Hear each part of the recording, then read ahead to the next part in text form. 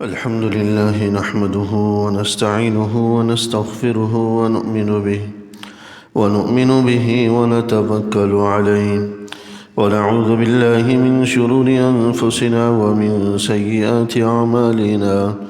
من يهده الله فلا مضل له ومن يضلل فلا هادي له، ونشهد أن لا إله إلا الله وحده لا شريك له، ونشهد أن سيدنا وسندنا ونبينا ومولانا محمدًا عبده ورسوله، صلى الله تعالى عليه وعلى آله وأصحابه وبارك وسلم تسليمًا كثيرًا. أما بعد، فأعوذ بالله من الشيطان الرجيم. بسم الله الرحمن الرحيم. فإن آمنوا بمثل ما آمنتم به فقد اهتديتم. صدق الله العظيم وصدق رسوله النبي الكريم، ونحن على ذلك لمن الشاهدين والشاكرين، والحمد لله رب العالمين.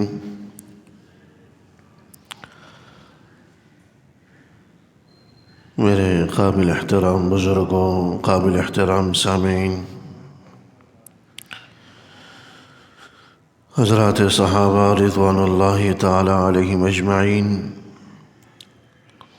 وہ منتخب جماعت تھی جنہیں اللہ جل شانہ نے حضور علیہ الصلاۃ والسلام کی صحبت کے لیے، صحابیت کے لیے منتخب فرمایا،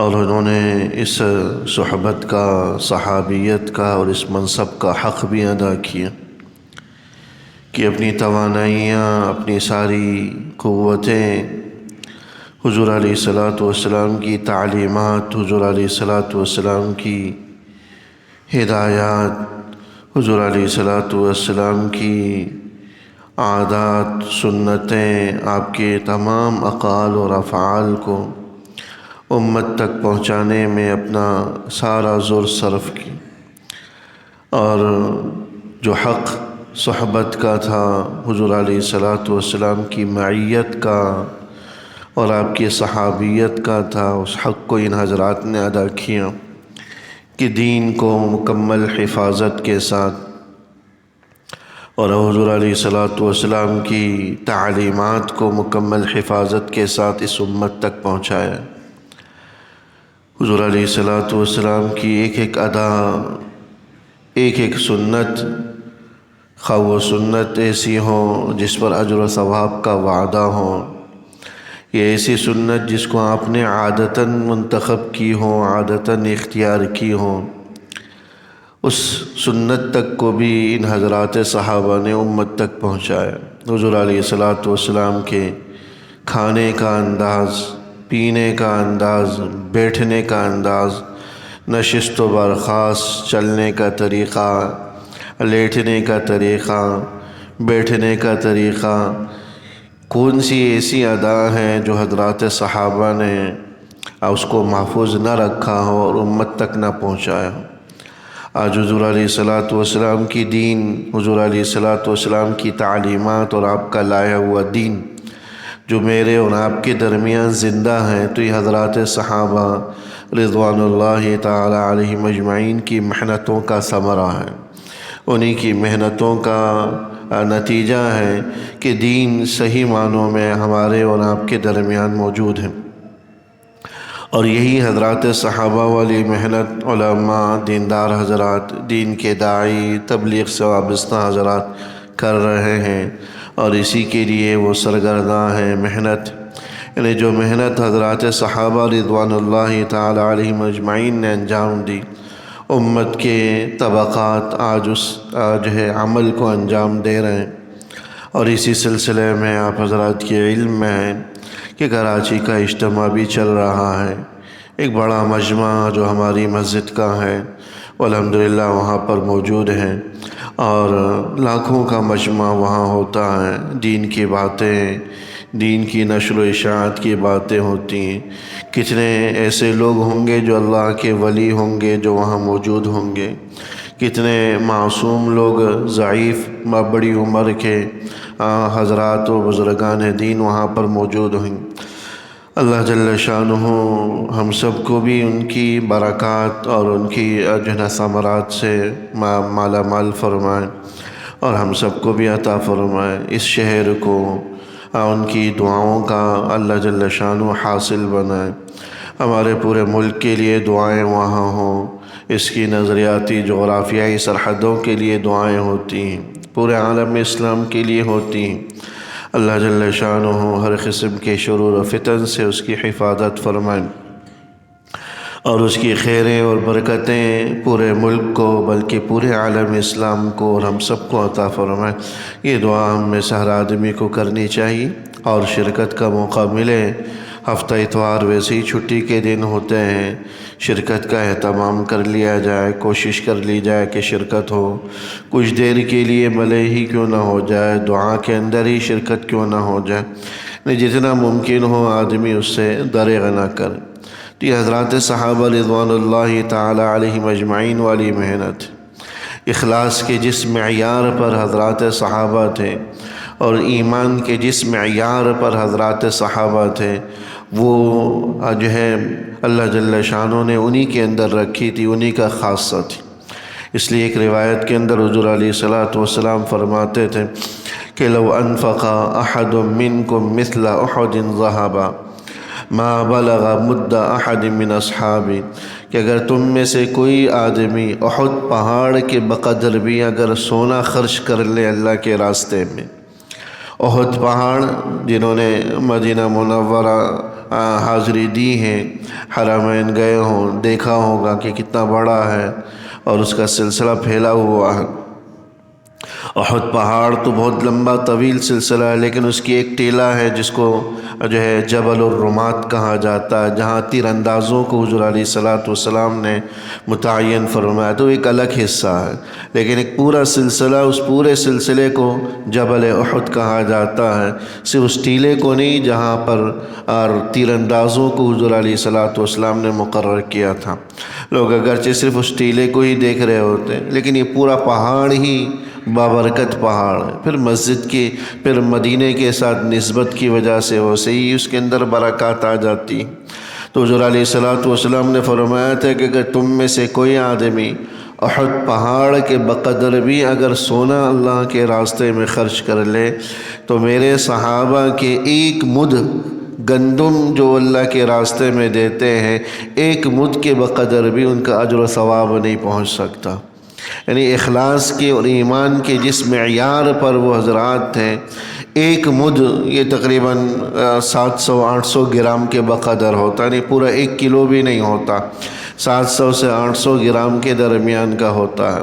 یعنی اتنی 700-800 گرام گندم صدقہ کرنے کے بقدر بھی احد پہاڑ کے بقدر سونا خرچ کرنے والے کا اجر نہیں پہنچ سکتا۔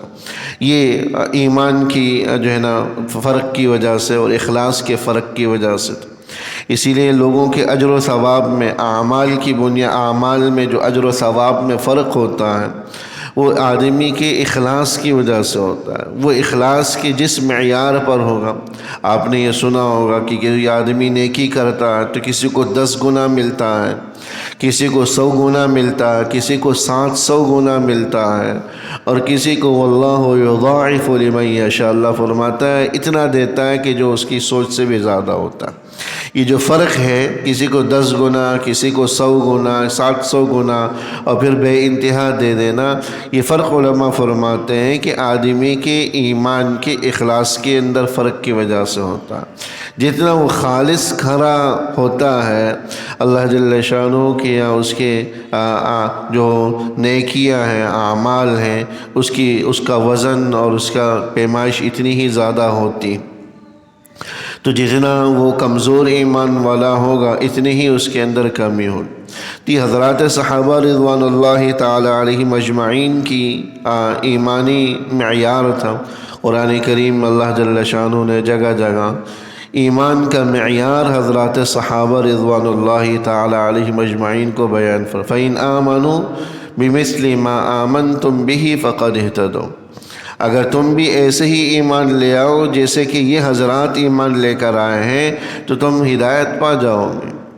گویا کہ ایمان بھی وہی قابل قبول ہے جو حضرات صحابہ رضوان اللہ تعالی علیہم اجمعین کا تھا، جو ان کے طریقے کے مطابق ہوگا، جو ان کے معیار کے مطابق ہوگا، اور جو ان کے بتلائے ہوئے یا ان کی زندگیوں کے مطابق ہوگا، وہی عند اللہ مقبول ہوگا۔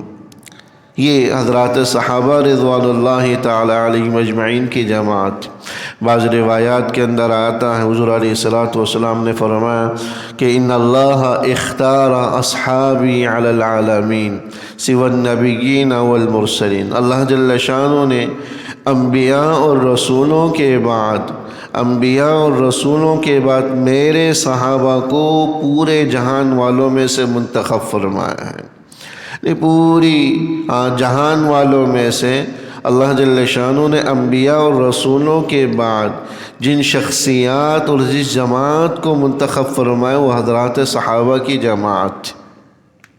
پھر فرمایا کہ فقد اختار منہم اربعۃ، پھر ان میں سے بھی اللہ نے 4 کو منتخب فرمایا، اور وہ 4 کون سے ہیں؟ وہ حضرات خلفائے راشدین ہیں، حضرت صدیق اکبر رضی اللہ تعالی عنہ، حضرت فاروق اعظم رضی اللہ تعالی عنہ، حضرت عثمان غنی رضی اللہ تعالی عنہ، حضرت علی مرتضیٰ رضی اللہ تعالی عنہ۔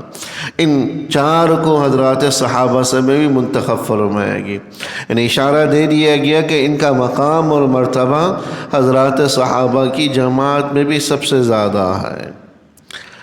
اور پھر یہی مقام اور مرتبہ، یہی خلافت کی ترتیب بھی ہے، یہی مقام اور مرتبے کی بھی ترتیب ہے کہ اہل سنت والجماعت کے نزدیک حضرات صحابہ میں سب سے افضل ترین شخصیت صدیق اکبر رضی اللہ تعالی عنہ کی، اس کے بعد حضرت فاروق اعظم رضی اللہ تعالی عنہ، پھر حضرت عثمان غنی رضی اللہ تعالی عنہ، اور اس کے بعد حضرت علی رضی اللہ تعالی عنہ۔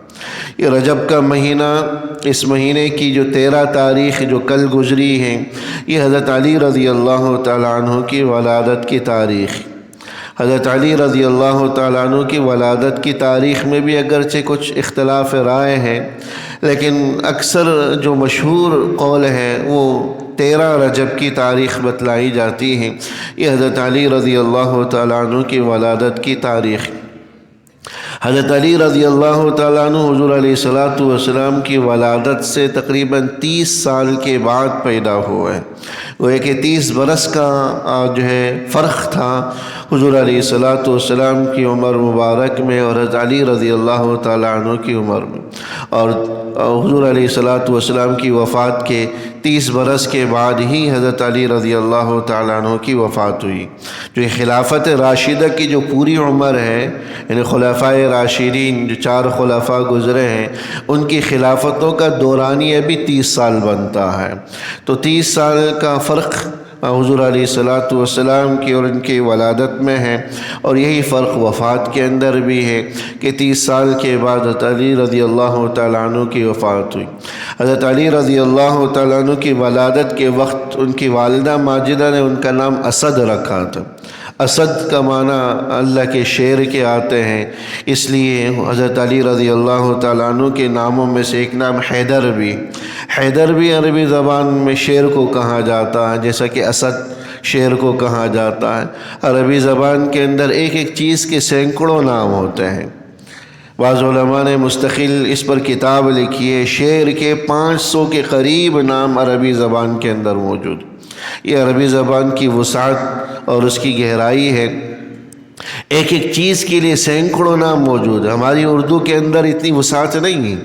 اب شیر ہے تو زیادہ اس کو شیر بول دیتے ہیں، ایک کو چیتا بول دیتے ہیں، ایک کو تیندوا بول دیتے ہیں، بس وہ نسلوں کے فرق کی وجہ سے یہ نام میں فرق ہو جاتا ہے۔ لیکن بس شیر ہے تو بس وہ شیر ہی، اور دوسرا کوئی اور نام متبادل ہمارے پاس نہیں۔ لیکن صرف ایک شیر کے لیے عربی زبان کے اندر 500 کے لگ بھگ نام بتلائے گئے۔ تو اسد ہوں یا حیدر ہوں، یہ سب جو ہے شیر ہی کے نام ہیں۔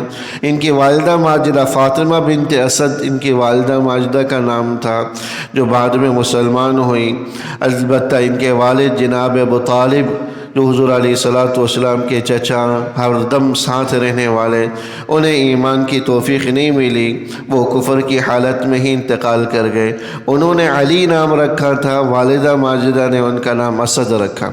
اس لیے جب غزوہ خیبر کے موقع پر حضرت علی رضی اللہ تعالیٰ عنہ نے جب خیبر کا قلعہ فتح کیا تو آپ کی زبان مبارک پر یہی شعر موجود تھا، انا الذی سمتنی امی حیدرا کلیث غابۃ کریہ المنظرا، کہ میں وہ شخص ہوں جسے اس کی ماں نے حیدر نام رکھا ہے، جیسا کہ جنگل کا شیر ہوتا ہے ببر شیر، جس کو دیکھنے کی ہر آدمی کے اندر تاب نہیں ہوتی، ایسے ہی میری والدہ نے میرا نام حیدر رکھا۔ تو حضرت علی رضی اللہ تعالی عنہ 13 رجب ان کی ولادت کا جو ہے وہ دن ہے، ولادت کی تاریخ بتلائی جاتی ہے۔ حضرات خلفائے راشدین میں ایک دوسرے کے لیے جو مقام اور مرتبہ یا ایک دوسرے کے لیے جو محبت اور شفقت کا جو عالم تھا، قرآن کریم نے اس کو بیان کیا۔ ہم اور آپ کو اس کے تذکرے کی ضرورت نہیں، نہ دنیا والے کیا کہتے ہیں کہ حضرات صحابہ کا آپس میں ایک دوسرے سے کیا تعلق تھا۔ قرآن کریم نے جو کہہ دیا بس وہ ہمارے لیے حرف آخر ہے۔ قرآن کریم اللہ جل شانہ فرماتا، محمد الرسول اللہ والذین معہ اشداء علی الکفار رحماء بینہم۔ ہاں، وہ کافروں پر بڑے سخت تھے لیکن ایک دوسرے کے لیے بڑے رحیم، بڑے شفیق، ایک دوسرے کا احترام کرنے والے، ایک دوسرے کے جو ہے نا مقام اور مرتبے کو جاننے والے، رحماء، ایک دوسرے کے لیے بڑے رحیم تھے، ایک دوسرے کے لیے انتہائی رحم دل تھے۔ یہ قرآن کریم کا یہ کہہ دینا بس ہمارے لیے کافی ہے، اور حقیقت بھی یہی تھی کہ ان حضرات کا، حضرات صحابہ رضوان اللہ تعالی علیہم اجمعین کا ایک دوسرے کے لیے جو احترام اور مقام اور مرتبہ تھا، اس کا ہم اور آپ تصور نہیں کر سکتے۔ تو آج کل کے لوگوں نے طرح طرح کی باتیں پھیلا کر ان حضرات میں تفریق پیدا کرنے کی مذموم کوشش کی ہے، ورنہ حقیقتاً وہی ہے جو قرآن کریم نے فرما دیا، رحماء بینہم، یہ آپس میں ایک دوسرے کے لیے بڑے رحیم، بڑے شفیق، ایک دوسرے کا دکھ درد بانٹنے والے۔ حضرت عثمان غنی رضی اللہ تعالیٰ عنہ کا معاملہ آتا ہے، پہرے داری کے لیے حضرت علی رضی اللہ تعالیٰ عنہ اپنے صاحبزادوں کو مقرر کرتے ہیں، حضرات حسنین کو، کہ تم حضرت عثمان کے دروازے پر پہرا دو اور ان کی حفاظت اور نگرانی کرو۔ حضرت علی رضی اللہ تعالیٰ عنہ کے دربار میں ساتھ، حضرت عمر رضی اللہ تعالیٰ عنہ کے زمانے خلافت میں ساتھ بیٹھنے والی شخصیت کوئی اور نہیں، حضرت علی رضی اللہ تعالیٰ عنہ ہوتے تھے، جو آپ کے ہر دم مشیر اور ہر موقع پر مشورہ دینے والے۔ ایک دفعہ ایک یہودی نے آ کر کہا کہ میرا ایک شخص سے جھگڑا ہے، آپ انصاف کیجئے۔ پوچھا کس سے جھگڑا ہے؟ تو اس نے اشارہ حضرت علی کی طرف کر دیا، جو حضرت عمر کے پہلو میں ہی موجود تھے۔ حضرت عمر فرمانے لگے، ابو الحسن اٹھو اور سامنے آ کر کھڑے ہو جاؤ، چونکہ تمہارا معاملہ اور کیس آ گیا۔ بہرحال وہ یہودی جو نامراد ہوا اپنے اس معاملے میں۔ حضرت علی دوبارہ اپنی جگہ پر آ کر بیٹھ گئے۔ حضرت عمر نے دیکھا کہ حضرت علی رضی اللہ تعالیٰ عنہ کے چہرے پر ناگواری ہے، تو پوچھا کہ بھئی یہ ناگواری کیوں؟ کیا اس لیے کہ میں نے تمہیں یہاں سے اٹھا دیا؟ تو فرمانے لگے کہ نہیں، مجھے ناگواری اس لیے کہ آپ نے علی کہہ کر مجھے کیوں نہیں اٹھایا، ابو الحسن مجھے کیوں کہا؟ آپ کی کنیت ایک ابو الحسن تھی جو حضرت حسن کے نام پر تھی، یعنی آپ نے مجھے ابو الحسن کہنا، کنیت سے پکارنا ایک اعزاز کی معنی میں استعمال ہو، آپ نے مجھے عزت دی، حالانکہ میں ایک فریق تھا، آپ کو چاہیے تھا کہ بھئی مجھے اس کے ساتھ برابر کا کرتے، نام سے مجھے پکارتے۔ یہ سن کر حضرت عمر رضی اللہ تعالیٰ عنہ نے حضرت علی کی پیشانی پر بوسہ دیے۔ تو یہ ان حضرات کے آپس میں محبت کی مثالیں تھی، احادیث کی کتابیں بھری پڑی ہیں، اس کا فی الوقت موقع نہیں ہے، لیکن صرف اتنا بتلانا ہے کہ ہمارے لیے اور آپ کے لیے قرآن کا یہ فیصلہ بس کافی ہو جانا چاہیے۔ اس لیے ان حضرات اور شخصیات کے آپس میں ان حوالے سے دلوں میں کچھ انقباض رکھنا یا کدورت رکھنا، یا یہ اعتقاد رکھنا کہ ان کے آپس میں جو ہے وہ تو ایک دوسرے کے لیے دل میں کچھ کدورت تھی یا نفرت تھی، یہ ہمارے ایمان کو خطرے میں ڈالنے والی بات۔ یہ سب ایک دوسرے کے لیے بنے تھے، اللہ کی منتخب کردہ یہ جماعت تھی جو احترام اور مقام ان کے دلوں میں تھا، وہ اللہ جل شانہ نے ان الفاظ کے اندر بیان فرمایا۔ اور حدیث مبارک کے اندر بھی کہ سارے کے صحابہ الصحابۃ کلہم عدول، کہ حضرات صحابہ جتنے بھی ہیں وہ سب کے سب عادل ہیں، کسی کا بھی خیر کے سوا تذکرہ جائز نہیں ہے، خیر کے سوا تذکرہ جائز نہیں ہے، کسی کا بھی تذکرہ کریں تو خیر کے ساتھ کریں، اسی میں ہماری دنیا اور آخرت کی بہتری ہے۔ کسی کا برائی کے ساتھ تذکرہ کرنا، بھلے وہ چھوٹے سے چھوٹا صحابی ہو یا بڑے سے بڑا، ہماری دنیا اور آخرت دونوں جہانوں کو برباد کر دے گا، تباہ و برباد کر دے گا۔ اسی طرح آنے والی تاریخوں کے اندر 22 رجب، یہ حضرت معاویہ رضی اللہ تعالیٰ عنہ کی ولادت کی تاریخ کی بتلائی جاتی ہے۔ 21-22 رجب کے جو کونڈے ہیں، بعض جو حضرات نے ان حضرات کی وفات کی خوشی میں شروع کیے تھے، بہت سے اہل سنت کے درمیان بھی کنڈے چل رہے ہوتے ہیں، تو یاد رکھیے رجب کے کنڈوں کے شرعاً کوئی حقیقت نہیں ہے، یہ من گھڑت قسم کی چیز ہے، اس کا ترک کرنا شرعاً لازم اور ضروری ہے۔ 21 رجب کو ہوں یا 22 رجب کو ہوں، کونڈے کے نام پر حلوہ جات پکانا، بریانیاں تقسیم کرنا، اس کی شریعت کے اندر کوئی اصل نہیں۔ عام طور پر میٹھی چیز کھانا یا بریانی کھانے میں کوئی مذائقہ نہیں ہے، کھائیں، لیکن کسی دن کو مختص کر کے، کسی تاریخ کو متعین کر کے کوئی خاص قسم کا کھانا یا کوئی ڈش متعین کر دینا، یہ شرعاً ناپسندیدہ ہوتا ہے، نامقبول ہوتا ہے۔ اس لیے رجب کے مہینوں کے اندر یا 21-22 رجب کو کونڈوں کے تقسیم کا معاملہ بھی غیر شرعی قسم کا ہے، اس کا نہ کھانا جائز ہے، نہ اس کا قبول کرنا جائز ہے، نہ بنانا جائز ہے۔ اگر کوئی دے بھی تو اس کو منع کر دینا چاہیے، مجبوراً لینا پڑ جائے تو کسی غریب فقیر کو یا کسی کام کرنے والی ماسی کو دے دینا چاہیے، کیونکہ یہ ان حضرات کی بغض میں جاری ہوا، حضرت معاویہ رضی اللہ تعالیٰ عنہ کی بغض میں۔ حقیقت ان سارے صحابہ کے لیے ایک دوسرے کے دل میں، حضرت معاویہ رضی اللہ تعالیٰ عنہ جب حضرت علی رضی اللہ تعالیٰ عنہ حیات تھے، اس وقت ایک رومی بادشاہ نے حضرت معاویہ کو خط لکھا کہ آپ کی مخالفت حضرت علی سے چل رہی ہے، آپ میری سائیڈ لے لیں، ہم اور آپ مل کر حضرت علی کے خلاف محاذ آرائی کرتے ہیں، جنگ کرتے ہیں۔ تو حضرت معاویہ کی طرف سے جو پیغام تھا وہ یہی تھا کہ خبردار میری آنکھ سے نہ دیکھنا، اگر تم نے ایسی جرت کی تو حضرت علی کی طرف سے لڑنے والا جو پہلا شخص نکلے گا وہ معاویہ ہوگا اور اس کے علاوہ کوئی اور نہیں ہوگا۔ یہ ان حضرات کی آپس میں ایک دوسرے کے لیے محبت ہے۔ تو ہم اور آپ کون ہوتے ہیں جو ان میں اس قسم کی دراڑ والی اور اختلاف رائے والی باتیں کریں؟ اس لیے ہر صحابی کے حوالے سے اپنے دل کو صاف رکھنا یہ ہمارے ایمان کا ایک حصہ ہے۔ ان کے لیے دل میں ذرہ برابر بھی انقباض، خواہ وہ حضرات اہل بیت ہوں، خواہ دیگر حضرات صحابہ ہوں، ازواج مطہرات ہوں، ذرہ برابر بھی انقباض ہماری دنیا اور آخرت کو تباہ و برباد کر دے گا۔ دنیا بھی برباد ہو جائے گی اور آخرت بھی رسوا ہو جائے گی۔ اللہ جل شانہ اور ہم آپ کو صحیح سمجھ نصیب فرمائے، عمل کی توفیق نصیب فرمائے۔